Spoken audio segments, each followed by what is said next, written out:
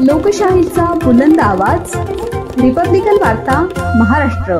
कृषी विभागामार्फत शेतकऱ्यांच्या हितासाठी विविध योजना राबवल्या जात आहेत। या योजनांची अंमलबजावणी करताना वेळ आणि श्रम वाचवण्यासाठी अत्याधुनिक तंत्रज्ञानाचा वापर करावा, अशा सूचना जिल्हाधिकारी जलज शर्मा यांनी बैठकीत दिल्या।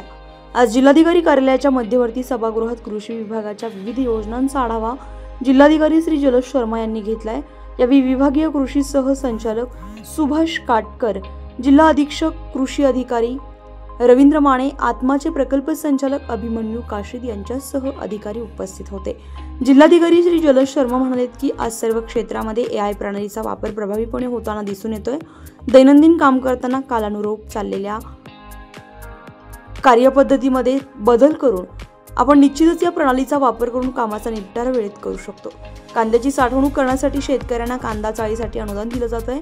कांदा अधिक काळ टिकावा यासाठी कांदा चाळ तयार करण्यात वापरण्यात येणाऱ्या पारंपरिक साधनांमध्ये बदल करून सुरक्षित पद्धतीच्या साधनांच्या निर्मितीसाठी डिझाईन तयार करण्यात यावे। पीक पाहणी आणि पीक नोंदणी करण्यासाठी या तंत्रज्ञानाचा उपयोग करावा आणि शेतकऱ्यांना या साधनांच्या वापरासाठी कार्यशाळा आयोजित करण्याच्या सूचना जिल्हाधिकारी श्री जलज शर्मा यांनी दिल्या।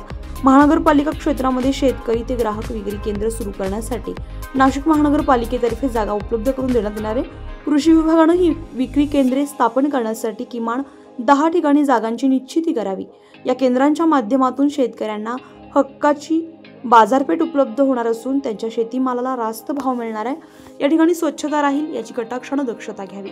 यासोबतच कृषी विभागाने योजनांचे प्रस्ताव वेळेत सादर करावेत, अशा सूचनाही जिल्हाधिकारी श्री शर्मा यांनी दिलेल्या आहेत। यावेळी कृषी समृद्धी योजना, राष्ट्रीय नैसर्गिक शेती अभियान, प्रधानमंत्री पीक विमा योजना, महावेद प्रकल्प, प्रधानमंत्री सूक्ष्म अन्न प्रक्रिया उद्योग, राष्ट्रीय कृषी विकास योजना, मुख्यमंत्री शाश्वत सिंचन योजना, अटल भूजल योजना, कोरडवाहू क्षेत्र विकास कार्यक्रम, राष्ट्रीय अन्न सुरक्षा आणि पोषण अभियान, राष्ट्रीय खाद्यतेल अभियान, पिकांवरील कीड रोग सर्वेक्षण व सल्ला प्रकल्प, क्रॉसपॉक अशा विविध योजनांची आढावा जिल्हाधिकारी श्री जलज शर्मा यांनी घेतलाय। यावेळी कृषी सहसंचालक सुभाष काटकर यांनी कृषी विभागाअंतर्गत सुरू असलेल्या योजनांची माहिती सादर केली आहे। ब्युरो रिपोर्ट, रिपब्लिकन वार्ता महाराष्ट्र न्यूज, नाशिक।